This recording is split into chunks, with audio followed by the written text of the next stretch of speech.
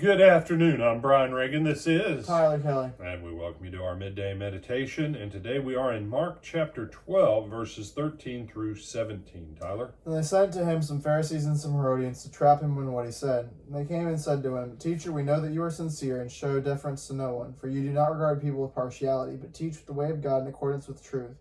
Is it lawful to pay taxes to the emperor or not? Should we pay them or should we not? But knowing their hypocrisy, he said to them, Why are you putting me to the test? Bring me a denarius and let me see it. They brought one. Then he said to them, Whose head is this and whose title? They answered, The emperor's. Jesus said to them, Give to the emperor the things that are the emperor's, and to God things that are God's. And they were utterly amazed at him. Okay. Now, there's a couple things about this passage that strike me interesting. First of all, this is the last week of Jesus' life, and he's teaching people about taxes. Now, why? Well, apparently people have been complaining about taxes ever since men started taxing their neighbors. Mm-hmm. Your money has more to do with your faith than you realize. Your attitude with your money has more to do with your faith than you realize.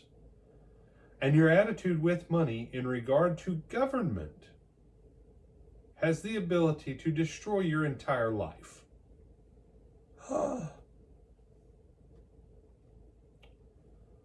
Ultimately, what did they end up getting Al Capone on, Tyler?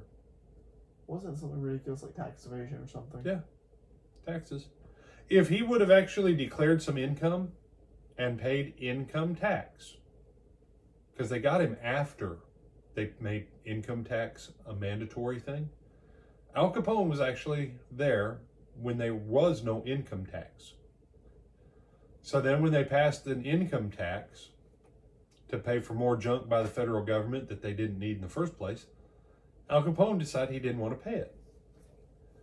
Now, Tyler, do you understand the desire of not paying taxes? Yes. I do too. I'd love to see more money in my paycheck that wasn't being taken straight away for taxes. Absolutely. I mean, the government, all the time. Government always says, more, more, more. A government and taxes is like a horse leech. It's always saying, give us more. That's actually from Proverbs. Okay. No. There are 6 things that always say more, 7 that are never satisfied. You know, a horse leech, a bloodsucker. They never get full.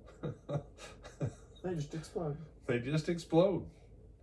And so it's a funny thing because, you say, the government's taking my money. It's not your money.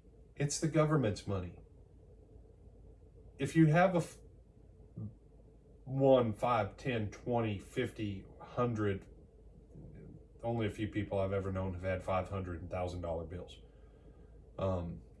If you have any of those, you take them out and read what it says.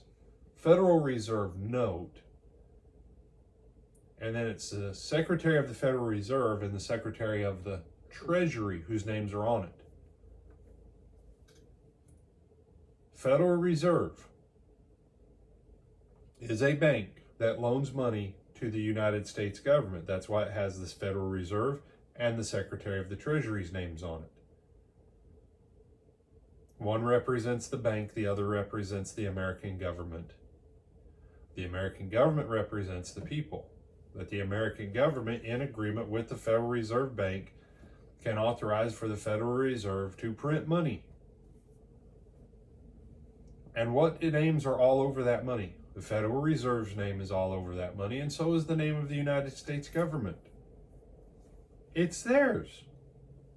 If you ever think it's not theirs, if you can find someone old enough who remembers when they went from United States Treasury bills,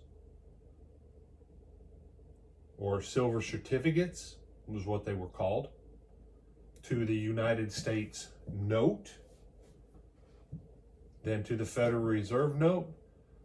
You know what the federal government had everyone do, all the banks and all the businesses? They said, gather up everything that has silver certificates on it, that has certificate, United States certificate. Gather it up. Why? Because it was theirs. They decided they were changing how money would work. Then they came out with the United States note. And that was the gap between the certificates and the Federal Reserve. And I've actually got, two bills from the same year, Tyler, when it was a United States note and it was actually printed in red, and then it was a Federal Reserve note. And just in case you're wondering, no, they're not worth anything. They're not even technically worth $5. Okay? Because it's not legal money anymore. But if you get bound up arguing and fighting against the government over taxes, it takes away so much from what you can do for God. But if you would sow that money into the things of the kingdom, God can multiply it back to you. God can multiply it back to ministry. God can do all kinds of stuff. But if all your energy and all your focus is on anger at the government over taxes as we're moving into this tax season, some of you going, we're already in it. I know. But we're basically a month and a half out right now from everybody having to have them filed. Mm-hmm. Why not just get your taxes done? Be done with it, and then go on. And you say, but I'm going to have to pay. You know what? We have a pretty big military that most of the rest of the world says, we don't really think America's all that hot, but the real military ain't worth fighting with. You know, that's worth paying some tax money for. Okay? I'm not claiming everything's fair. I'm not claiming everything is good. I'm not claiming everything is righteous. But you do realize that Judea, Samaria, and Galilee under Roman rule were better off than if they wouldn't have had the Romans there, because then the whole region would have been plunged back into civil war, guerrilla warfare, fighting factions, and other nations trying to get control of that region again, which they had for nearly 300 years under the Greeks. Mm-hmm. Them paying Roman taxes and Rome putting the legions there to make sure everyone played nice so that Rome could get their money in taxes worked actually to everyone's benefit. So, thoughts, comments, or questions? No, sir. With that, I'm Brian Reagan. This is Tyler Kelly. Lord willing, we'll see you back tonight.